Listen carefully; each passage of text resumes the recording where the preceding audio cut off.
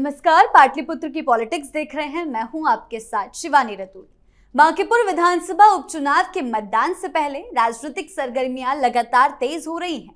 भाजपा, राजद और जनसुराज अपने अपने उम्मीदवारों के पक्ष में पूरी ताकत से प्रचार अभियान चला रहे हैं।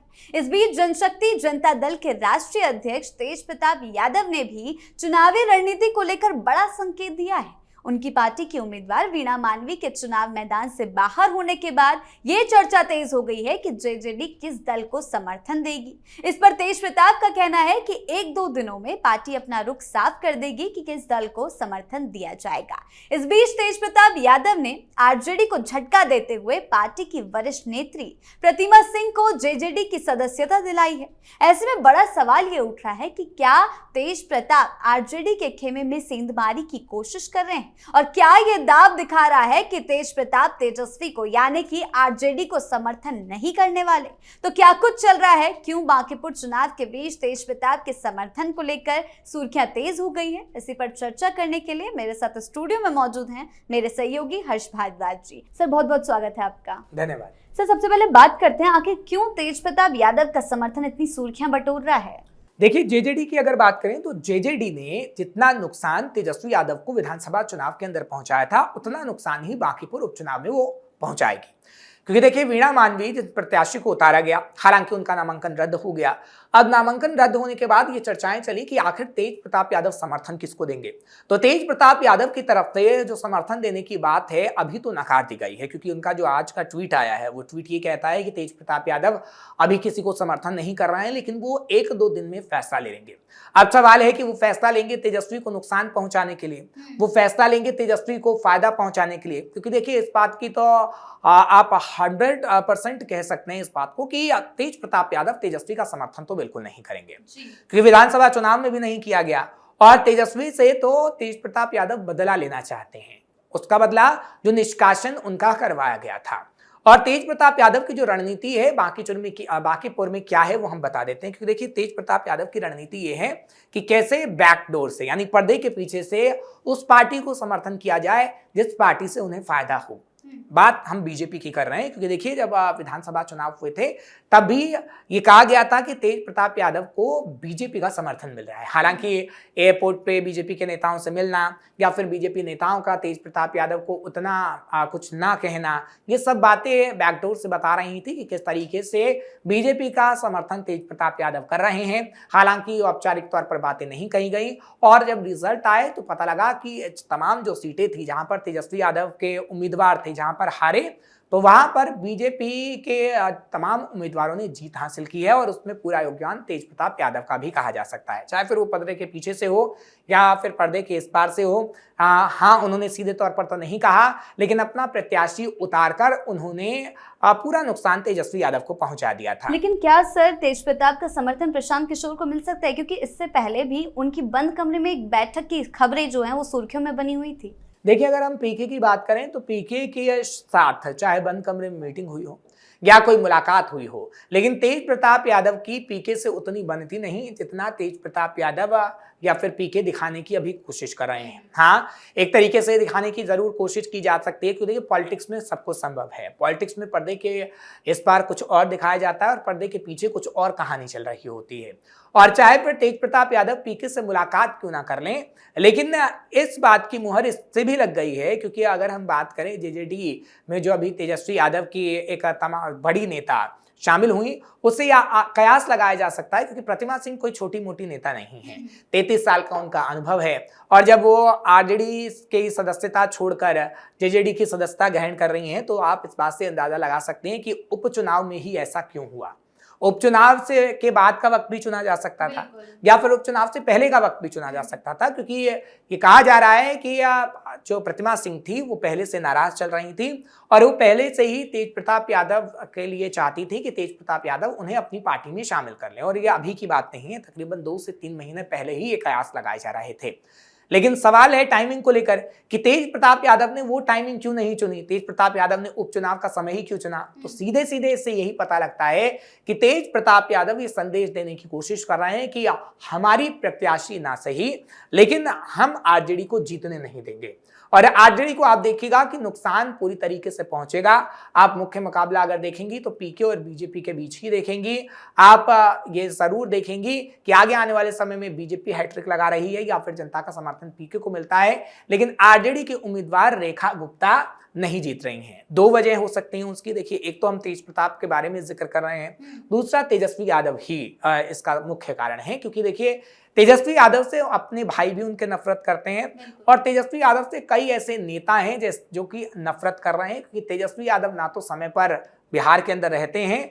अभी आप देखिए तेज प्रताप यादव की तरफ से खुद ही सवाल उठाए गए हैं। अगर वो सवाल नहीं उठाते तभी हम ये कह सकते थे कि चलिए वो समर्थन आरजेडी को दे देंगे। मॉनसून सत्र की शुरुआत हो रही बिहार के अंदर और तेज प्रताप यादव सवाल उठा रहे हैं कि जिनको सवाल उठाना चाहिए बिहार के अंदर वो सवाल नहीं उठा रहे हैं, और उनका सीधा निशाना तेजस्वी यादव पर था, जबकि तेजस्वी उनके अपने भाई हैं। हाँ, इतना जरूर है कि सीधे तौर पर तेजस्वी का नाम नहीं लिया गया, लेकिन सीधे वो निशाना तेजस्वी यादव पर ही साधने की कोशिश कर रहे थे। और जब मानसून सत्र चल रहा है तो बांकीपुर उपचुनाव भी होना है, और इस मॉनसून सत्र में अगर आरजेडी के बड़े नेता प्रतिपक्ष गायब रहेंगे तो उसका नुकसान किसको होगा? उसका नुकसान सीधे सीधे होगा रेखा गुप्ता को, क्योंकि देखिए अभी तो कोई विधानसभा चुनाव नहीं है, अभी उपचुनाव है। और अगर तेजस्वी यादव नेता प्रतिपक्ष के तौर पर नहीं मौजूद रहते हैं और तेज प्रताप यादव ऐसे ही कटाक्ष करते रहते हैं तो जनता में ये संदेश जाएगा कि वो तेज प्रताप यादव जो तेजस्वी के साथ हमेशा से रहे हैं, उनका बचपन भी बीता है, वो तेज प्रताप यादव जो उप मुख्यमंत्री जब तेजस्वी यादव थे तो उन्हें एक अहम जिम्मेदारी दी गई थी और मंत्री तक बना दिया गया था, लेकिन अब वही तेज प्रताप यादव तेजस्वी को नकारने का भी काम कर रहे हैं, उनकी सच्चाई बताने का काम कर रहे हैं। तो जनता में ये संदेश जाएगा कि नेतृत्व ना तो तेजस्वी का भी कोई स्वीकार करा है, ना तो उतने सीरियस नेता तेजस्वी यादव हैं। सर, इतनी ज्यादा नॉन सीरियसनेस तेजस्वी की तरफ से क्यों दिखाई पड़ रही है? क्योंकि लगातार नेता पार्टी से इस्तीफा देते हुए नजर आ रहे हैं, सांसद सम्राट चौधरी से मुलाकात कर रहे हैं, तो आखिर तेजस्वी को कोई कदम उठाना चाहिए, क्योंकि आरजेडी बिहार में विपक्ष की सबसे बड़ी पार्टी है, लेकिन क्यों इस तरीके की रणनीति वो खेल रहे हैं? क्या आरजेडी की कमान इनडायरेक्टली किसी और के हाथों में है, जैसा कि कई वरिष्ठ नेताओं का, खुद मृत्युंजय तिवारी ने भी ये कहा है? देखिए, एक कहावत फिर मैं कहना चाहूंगा, विनाश काले विपरीत बुद्धि, और जब विनाश काल चाहता है तो बुद्धि सबसे पहले खत्म हो जाती है इंसान की, और वही तेजस्वी यादव कर रहे हैं। क्योंकि तेजस्वी यादव यूरोप जाने का वक्त कोई और भी चुन सकते थे, ऐसा नहीं था कि यूरोप की टिकट उनकी नहीं होती या फिर उनके पास पैसा नहीं है यूरोप जाने के लिए। और जब इन्होंने ये वाला वक्त चुना तेजस्वी यादव ने, तो उनको बाकायदा पता था कि आरजेडी का स्थापना दिवस भी है, एक वक्त पहले ही वो स्थापना दिवस मनाकर निकल गए, और उपचुनाव की तारीख भी लगभग फाइनल हो गई थी, प्रत्याशी का ऐलान भी कर दिया गया था। तेजस्वी यादव ने खुद कहा कि रेखा गुप्ता को आप जिताइएगा, बावजूद उसके वो यूरोप चले गए हैं। तो ये नॉन सीरियसनेस जो तेजस्वी यादव दिखा रहे हैं वो तेजस्वी यादव पर प्रभाव नहीं डालेगा, वो पूरी पार्टी पर प्रभाव डालेगा। और देखिए, अगर कोई पार्टी रहेगी तभी तेजस्वी यादव कभी मुख्यमंत्री बन पाएंगे, और अगर पार्टी टूट गई तो पूरी तरीके से तेजस्वी यादव धाराशायी हो जाएंगे। क्योंकि देखिए, अभी अभय कुशवाहा सम्राट चौधरी से मुलाकात कर रहे हैं, सांसद जो हैं, अगर सांसद टूटे तो आरजेडी पूरी तरीके से बिखर जाएगी।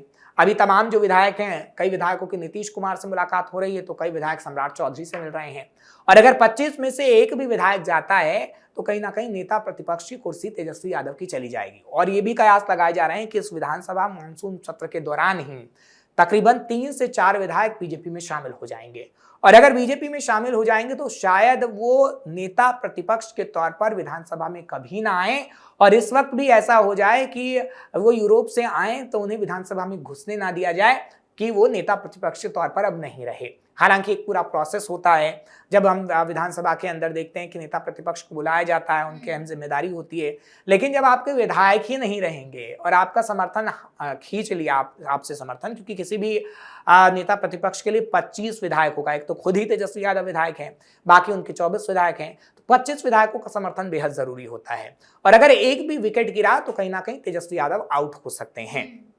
लेकिन तेज प्रताप यादव की जब हम बात करें तो तेज प्रताप यादव ही चाहते हैं कि आउट हो, लेकिन तेज प्रताप यादव बॉलिंग एक ऐसे परिपक्व नेता से करवा रहे हैं जिसका नाम ना तो सामने आया है, और पार्टी आप उसे कह सकते हैं, क्योंकि जिस तरीके से विधानसभा का हमने जिक्र किया कि विधानसभा में बड़े कयास लगाए जा रहे थे कि कभी वो बीजेपी में शामिल होंगे, उनकी पार्टी का विलय बीजेपी में हो जाएगा, तो बैकडोर से वो बीजेपी का समर्थन हासिल कर रहे हैं। लेकिन इतना जरूर था कि वो समर्थन ले रहे हों या फिर नहीं ले रहे हों, उन्होंने तेजस्वी यादव को तगड़ा नुकसान पहुंचाया था।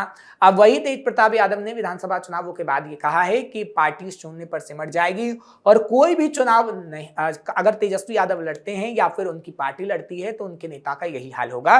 और आप देखिएगा कि रेखा गुप्ता का बांकीपुर में यही हाल होने जा रहा है। और देखिए, दावा इसलिए भी तो किया जा सकता है कि तेज प्रताप यादव गलत नहीं कह रहे हैं, क्योंकि बांकीपुर में आरजेडी की अगर हम बात करें तो आरजेडी का उतना अस्तित्व रहा नहीं। बीजेपी की अगर बात करते हैं तो बीजेपी ने युवा चेहरे को जगह दी, युवा चेहरा है। नितिन नवीन की अगर हम बात करते हैं, जो राष्ट्रीय अध्यक्ष के तौर पर दिल्ली में हैं, वो किस तरीके से बांकीपुर में काम कर चुके हैं।